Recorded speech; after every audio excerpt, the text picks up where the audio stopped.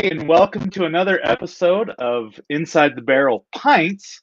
This time, a shorter episode as we talk to Eric, our in-house ITAM guy who went to Knowledge this year. Yeah, let's get into it.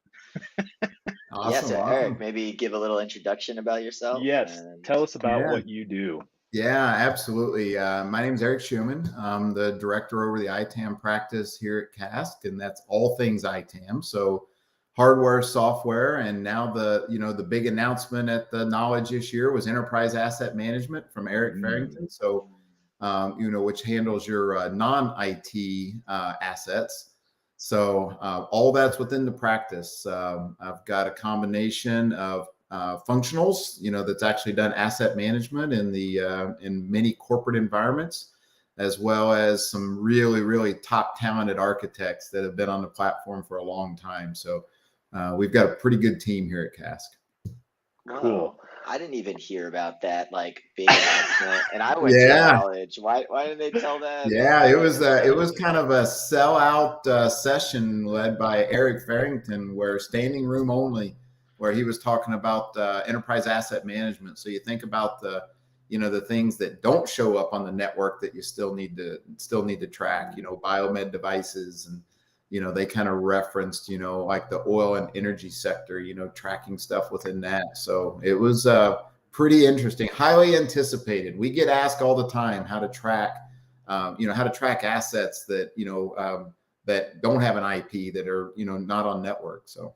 Yeah, I mean, I even think of chairs and buildings and desks and headphones and, absolutely. Yeah, absolutely. So yeah, that was the big Farrington announcement there that's got everybody excited. So if you look on a couple of the pictures where they're showing the standing room only, I was right in the back there standing. So awesome. So Dorian, I noticed you have a sweatshirt with some familiar colors there.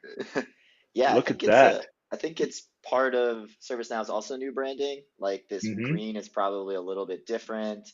But I got this one in the Netherlands, ServiceNow's conference. So it's the way the world works with ServiceNow. So I think it's kind of their new slogan is the world works with, and instantly insert, some sort of thing like your department or Yeah, I wasn't lucky enough to go to one this year, and it's been 2 years since the last one. And I wore my shirt, but I don't remember when I got it. It's create at the speed of business. So that was a while ago, maybe 17, maybe 18. I don't remember now. It's been forever. Yeah, well, they had 18, 19. I don't think they had a 20, if I'm not mistaken. They may have, right? But I know they didn't have a 21 for sure.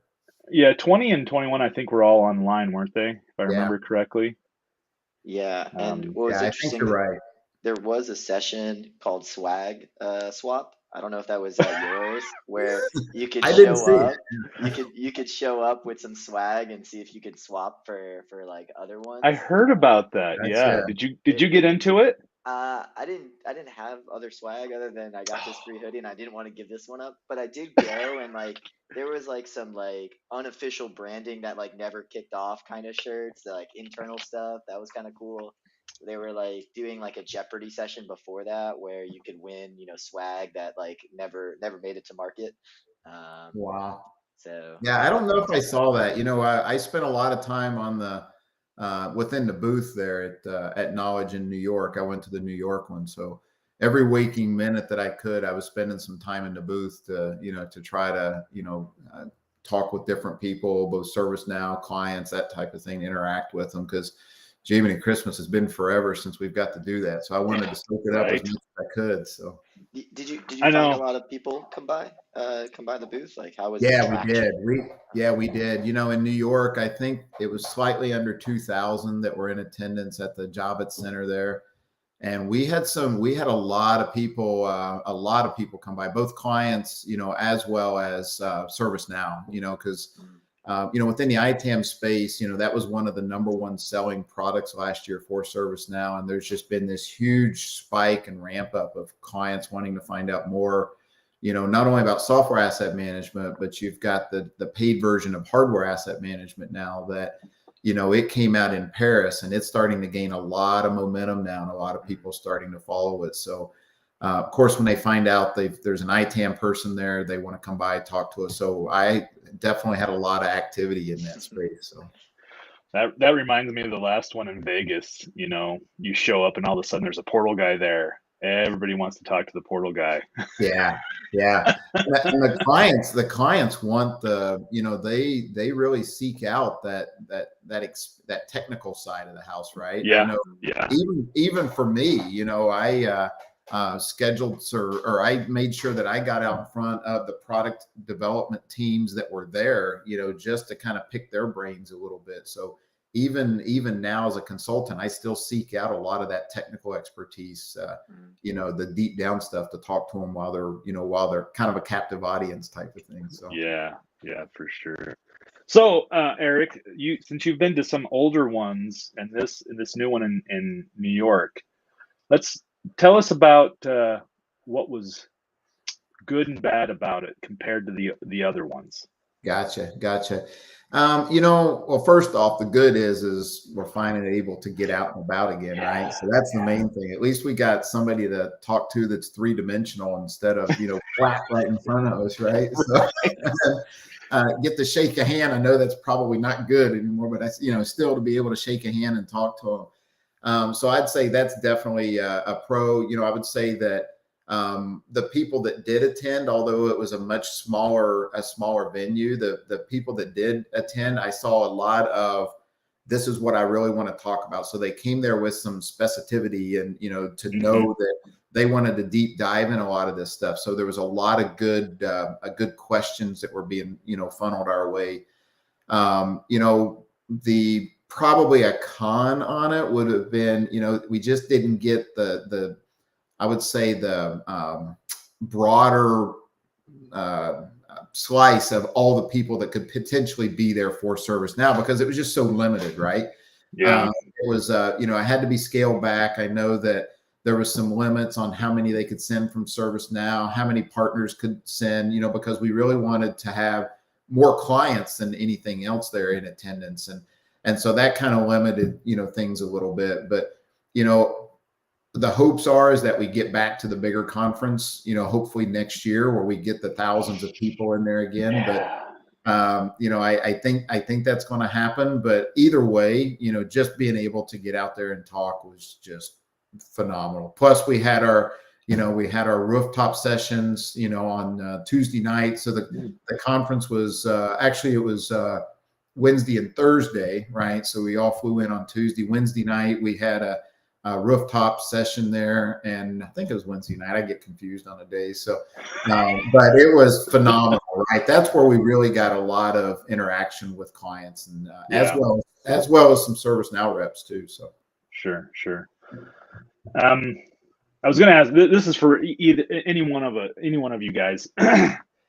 Considering with this knowledge, what has been your favorite knowledge that you've been to? I'll let you go first, Dorian. I've only been to one, so I get the lucky one. Yeah. I wasn't. I think it's interesting from like a client. So before I worked at Cask, I was part of a client that implemented ServiceNow, and it's not like you can just send the whole team, right? And because there's a cost to value kind of question, and so I never got to go when I was on the ServiceNow team. So mostly snugs before this, and then then the conference. So mine's an easy answer. There's only one in Europe, so I went to that one. So. Well, I went both 18 and 19. I was a client then. I wasn't a consultant. And I'll say, John, that both of them were equal. I mean, the nice thing about us is we were kind of an early client in the company that I was working for, and every effort was made to get us in front of the contacts that we needed to. And I kind of hate to drop names here, but in one of the conferences I went to, I got to get out in front of Mark Bodman, who had worked together with Scott Lem on the CSDM models, And I think it was 18 was when they first announced, the first version of CSDM. And it was that was the talk, right? It was like, finally, right, we're going to get some structure behind this and some, so I would say probably that one would have been my favorite, because there's such a buzz on, on how that was being developed. So was 18 in Florida or was it in Vegas? I don't remember. Both of them I went to were in Vegas. So I think I'm pretty sure it's 18 and 19. I just know I went to Vegas for both of them. So I know, you kind of forget a lot in Vegas, right? So what happens in Vegas stays in Vegas, right? So I was just looking up the first one I went to. So obviously I've been in the how do you want to say it? I've been in the ServiceNow sphere for quite a while. So my first one was the ecosystem. Yeah. My first one was 14 in San Francisco. Oh wow! And that was back when I'm sure we've all worked for a client, but that's back when I worked for a customer. And it was kind of neat. I'd been to San Francisco before, but so you get used to being inside a conference center like in Vegas, where it's all within the hotel. You don't have to go anywhere. San Francisco, you had to walk out and around to different conference centers because they couldn't fit it all into one. Yeah. So you had different buildings you had to walk to, and there'd be these huge groups of people like crossing the street to get to each conference. Wow. And the guy I went with from our team, he would force me to go. Like normally when I travel, I just go do what I'm supposed to do, and I don't do anything else. Right? I'm a homebody. I don't visit stuff. Right. But he would make me go visit stuff. And so in Vegas or in San Francisco, we went to Muir Woods, and that was kind of neat. It was pretty cool to go see that stuff. But I'm trying to think of what my favorite one was. I almost want to say that one was my favorite just because it was so different compared to all the other ones in Vegas and Florida, where those were way more like centered conference. They were way more conferencey than San Francisco was. Right. I will say that New York, the venue itself, right, the Javits Center that they had it at, and the location of it. I've only been to New York a couple of times, and it definitely wasn't, any extended amount of time like I was there for the week, for the Knowledge Conference. But just the venue of being able to do just what you said, John, of, we were very close to Times Square. At the end of my stay, my wife flew over, and we went to a Broadway musical. So, that was an experience for us. Cool. That we would have never have, maybe would probably work sometime, right? But it was just the location and the venue of where it was at. I really did like that. So. Yeah. So you got a chance to be a little touristy. Exactly. In New York. Yeah. Good. Exactly. Good. Yeah. Just walk around a little bit. So. Fun. Let's see. I know you mentioned something about another con with the New York one about how the sessions were presented. Yeah. If you want to go into that a little bit more, because it's really kind of interesting to me that they did it that way. I mean, and maybe it was related to the space they had in the conference center or whatever. But yeah, if you want to talk about that, I'd love to hear more. Yeah, absolutely. Well, of course, within the expo hall, we had a very limited size restriction upon, the booth that we were at. It was a super small space.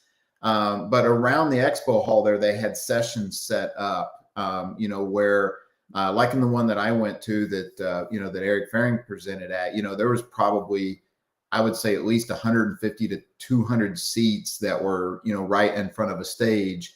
But then next to that, or very, very close to that, was another session that was going on. So there was a lot of bleed over, within that confinement of that space there between sessions. So you had to really listen very good, and watch the lips move to make sure that you're connecting everything. So and I know that it was, I think that it was kind of I believe they originally were planning on having a larger conference this year, and then they had to split it up for some COVID reasons. So I'm sure that, they did every effort, or they did everything they can to try to make it as, as comfortable for people as they could.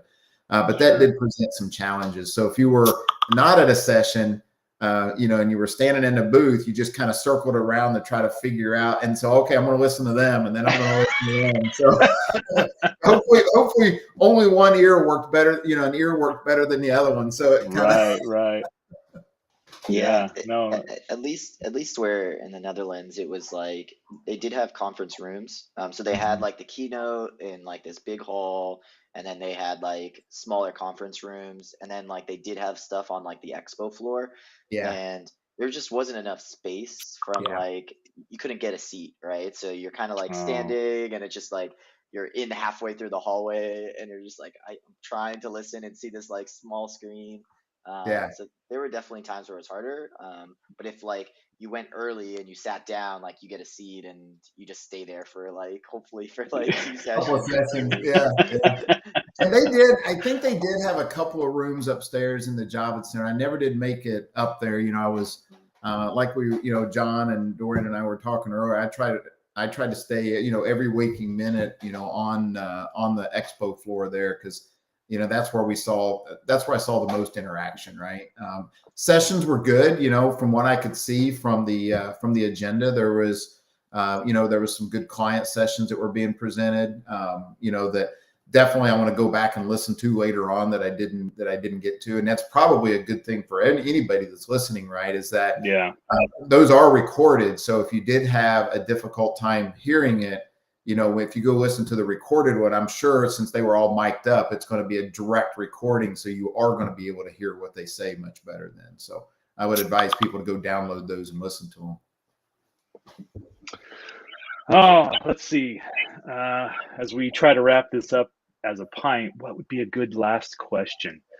Seeing as how Dorian's only been to one knowledge, and I think a good question would be like, what's something you could tell a client or another consultant or anybody if they're going to their knowledge for their first time? Like, what is like a big tip that you feel like you've learned from your experience? Yeah, so I could say from a client perspective, right, is always, prepare ahead of time. Make sure you've got your agenda planned out, and I would even say work with your partner or work with your ServiceNow rep to figure out exactly who's going to be there that you would like to talk to. Because ServiceNow, I feel, does a really good job of reserving places where you can have meetups. And so it's good if you can get out in front of that before you get there, and then find out, well, the person that you were hoping is going to be there wasn't really there, to work directly with your AE, whether it's, again, partner or ServiceNow, to find out exactly who's going to be there and line your agenda up would be probably my number one recommendation. I think for me, didn't mean to cut you off, Dorian. No, go for it. I think one of my big tips, especially after going to so many, is networking. Knowledge turned into more of a networking tool than a learning tool after a few. And so I always found much better value in the people I could meet there, because you spend time in S and devs, and you're like, you know what, I want to meet these people, and you create this community, and I think the networking, don't overlook talking to people, I think that's the biggest thing at an in-person conference anyways. And that's really what I've missed for the past few years is that, like you said, just being in person with people. Yeah. And I would even add to that, John, I'm old. I've been around for a long time. I used to go to the CA conferences, the Computer Associates conferences, the BMC conferences, Gartner, not to throw names, but I've been to just about every type that you can imagine. The thing I've noticed the most about the ServiceNow conferences is the willingness of other people to share their information, right? Yes. So on top of what you're saying about the networking, it's they're all, I won't say they're bragging, but they're proud of what they've done. And as a client, I could pick up so much information just by talking to another company and saying, how did you do this, right? and they're willing to share it with you. So that's the one thing that I would say that kind of separates the ServiceNow conferences from some of the others, is just people are genuinely proud to talk about what they've accomplished. I would agree 100% with that. I feel like I was giving free consultation sometimes when I was just talking. It wasn't like a current client. I wasn't trying to, get them to be a client. They were just telling me about like a problem they're going through. And I was like, oh, like, when you go home, look at these 3 things or these 3 things, or ask your account exec about it. And exactly. So true. I distinctly remember a number of conversations like that. At the last one I went to in Vegas, it was you'd walk down the hall and someone would be like, "Oh, hey, John, come here. Let's talk about this." And you're like, "Okay, yeah." I think love that. You just can't get that in this type of, in a Zoom or you just can't get that, right? Yeah. So I guess since you guys talked about networking and then packing your agenda, and sometimes I would say overpack it and then don't go to everyone, just be prepared to go to one. Be flexible. I think my tip would be talk to ServiceNow product managers. Specifically, this is an opportunity for them. Like I gave, requests for features that I want to see, and they even followed up with me and like, hey, I submitted this to internal, product, and I was like, oh, that sounds cool. So I think like, product managers at these really want feedback from clients and how they're using it or what they want to see to improve. So it is a unique opportunity to, share your experience with ServiceNow internal folks. Yeah, and I think that's a great point, Dorian, because I think a lot of people shy away from that because it's been my, now granted, I've only been in consulting for just a few years, right? But in working with our product management team, both from a Ham and a Sam, they really like that feedback, right? They want you to come to them and say, hey, it would be nice if it did this, right? Now definitely don't beat them up, right? And say, wow, that doesn't work, right? They want the feedback to try to make the product better. And I'd say that's the one thing that extremely positive within the product management teams within ServiceNow is they genuinely do seek that information from both clients and partners. And one last tip: don't miss out on the swag. I'm an example of that. I have so much, like I've had to get rid of backpacks because I have so many of them. Oh my God, from I'm all jealous. Jealous. I want a backpack. I got a tote bag this year, and I'm like, all right. They didn't do backpacks? They did the tote bag, and then they did the sweatshirt, and I didn't get upstairs and get one. Again, I was so busy downstairs, and I should have. So for ServiceNow people listening, I'd really like a sweatshirt. So. My tip is always that should be a tip. Once you check in, go to like the swag place before the line. Go right to the desk. And I will say that the booths weren't allowed to really hand out swag. At least I can't say for the one that you went to, Dorian, but the booths. Now Cask had a few little things, but we were, they weren't allowed to really give out swag. It's just the small spaces. So I actually got a free water bottle from a competitor, so I was happy with that. There you go. But there wasn't a lot of like swag. It was kind of like candy things. Or mints, a jar of mints That's what swag is. What makes the conference. Yeah. What's that? I said swag is what makes the conference, though. Oh, I know. Yeah. That's too bad.